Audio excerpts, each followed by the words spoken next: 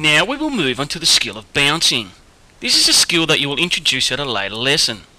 It will take some practice for your students to master, but they will have lots of fun getting the hang of it. We're going to start by getting down on the knee of the same side as the hand we're going to use to bounce the ball. By putting our thumb on the furthest lace away from us, we will cause the rest of our hand to cover the end of the ball. What we are going to do is gently push the ball out in front of us so it hits the ground on a 45-degree angle. You will see by the shape of the ball that this is the only way it will bounce back to us. If I overthrow the ball and it bounces on its end, it's going to bounce away. If I throw it too flat, it could bounce anywhere. I need to make the ball hit the ground at that 45-degree angle. Okay? So by putting my hand on that top lace, my top hand covers the ball. My bottom hand is going to cradle the ball and be underneath it. All I'm going to do is just gently push the ball out in front of me to have it bounce back to me.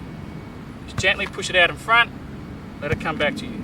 Right, get your students to practice this a fair few times. Down on one knee. The reason we're on one knee, obviously the distance to the ground is a lot shorter. It's a lot easier to control. Once your students pick this up and they're managing to do this properly, you can get them to stand up and bounce. Okay? Have them bounce with the ball coming back to them. Then get them to walk around and bounce.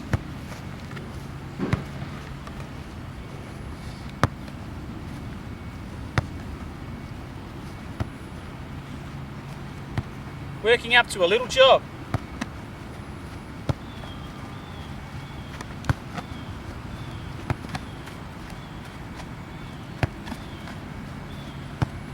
And finally, getting them to run flat out, bouncing the ball downfield.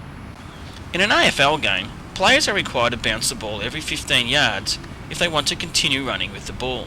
In your lessons, use the 3-second rule, allowing players to run for 3 seconds, having it bounce, and then running for 3 seconds more.